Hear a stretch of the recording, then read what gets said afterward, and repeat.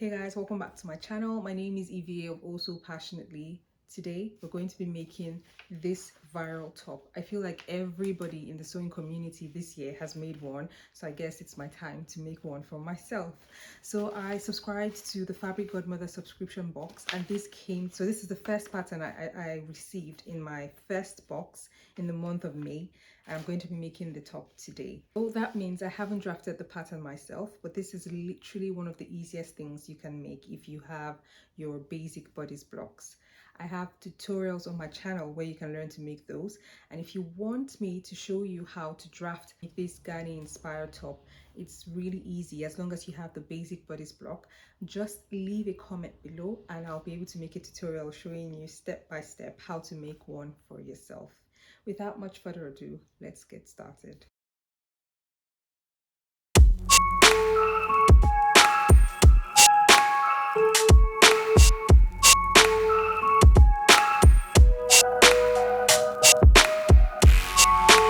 Right here, I have laid out all my patterns ready to be cut.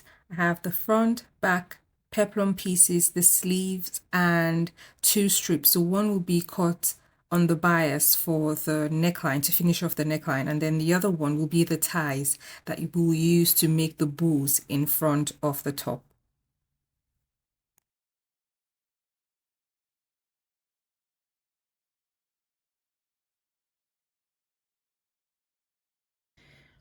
So it's time for us to begin sewing. I have cut out all my patterns onto fabric.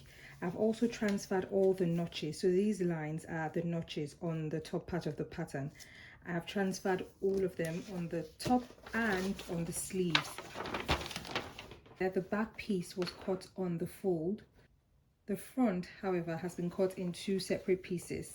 Place your fabric right sides touching, shoulder to shoulder, and then sew them together. I'm also going to be sewing the sides together. Both pieces have now been joined at the side seams and at the shoulder seam. So don't forget to press open your seams, especially if you're using a bulky garment, and then just finish the raw edges. The next thing I'm going to be doing is attaching the straps to the center front. These are my straps. All I've done so far is iron them. The strip was just one piece of fabric about 2 cm wide, and then the first thing to do is fold one end of that strip, fold it in half facing itself, and then press it to get a crease in the middle. Once you have that, you're going to fold both sides of it into itself, so just like that. That'll be about 0.5 cm. So fold it to touch the crease you made, and then fold it together like you're closing the book, like so. Once that's done, give it a press. The next thing to do will be to sew very close to the folded edge all the way to the bottom. There's me sewing very close to the folded edge, and that's how you create the ties.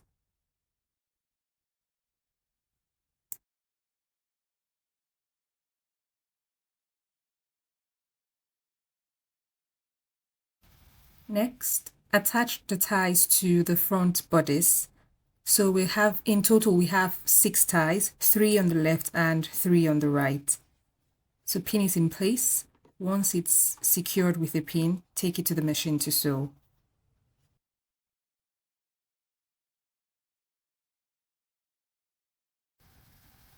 Before I sew, I've also attached a facing to it. So I've pinned a facing in place. The original pattern has a placket which covers the front of the dress, so the center front, but I don't want mine covered, so I'm using a facing instead. I have placed the ties in between the facing and the center front. I'm going to sew a straight stitch from the top to the bottom of the front bodice.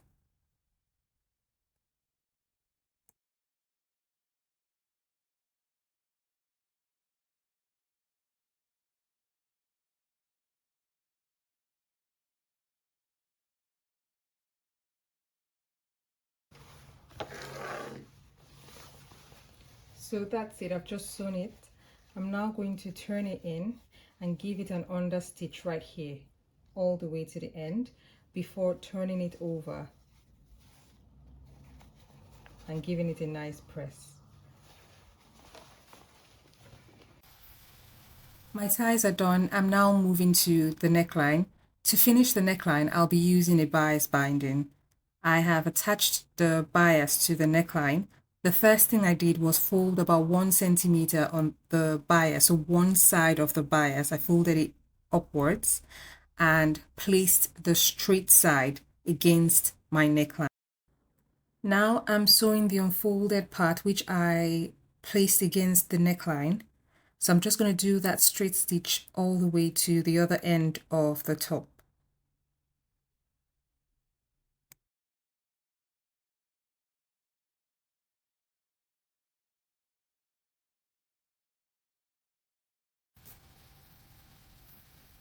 Once the stitch is done, the next thing will be to make an understitch. So just very close to where both pieces are attached, so where the bias and the top are attached to each other, make an understitch from one end to the other. That just ensures that every allowance under stays in place nicely. After creating my understitch, I am now sewing the bias to the bodice. That stitch finishes off the neckline.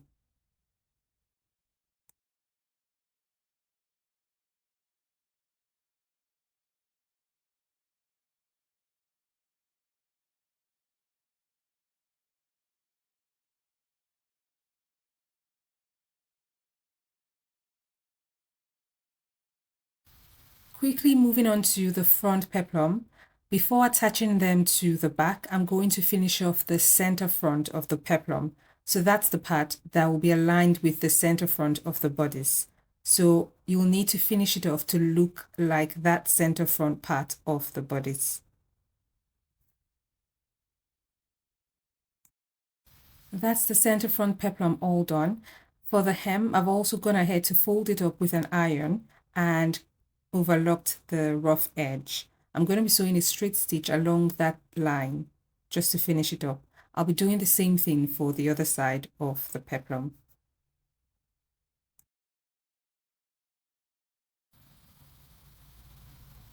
The hem for the front and back peplum have now been finished.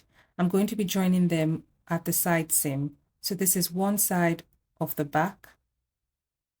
I'm going to attach that to this part of the front, and I'll do the same thing for the other side.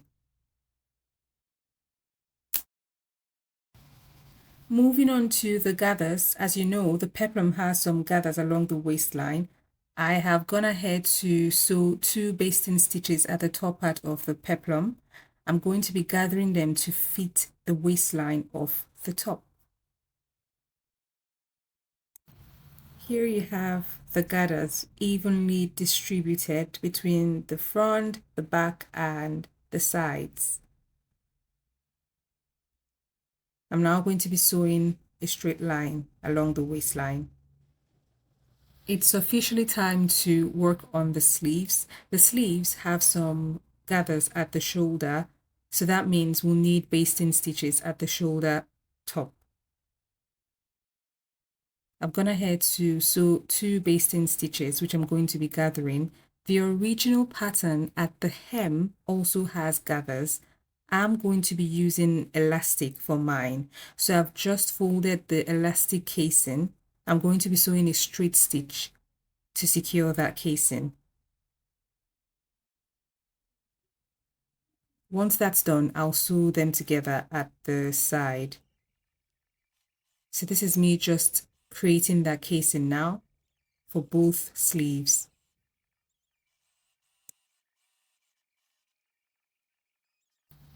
With the casing done, it's time to insert the elastic, so you just feed it through that space using a safety pin.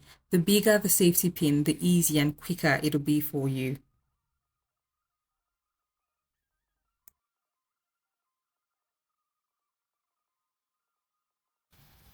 That's it, guys. The sleeves are in, so it's time to rock this top all summer long.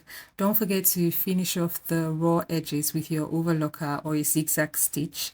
You have your gathers at the shoulder and the elastic at the hem of the sleeve. So that's it. Thank you for watching. Please let me know if you want a pattern cutting tutorial for this top, and I'll be happy to make you one. Stay tuned and come back next week for a new video. Bye.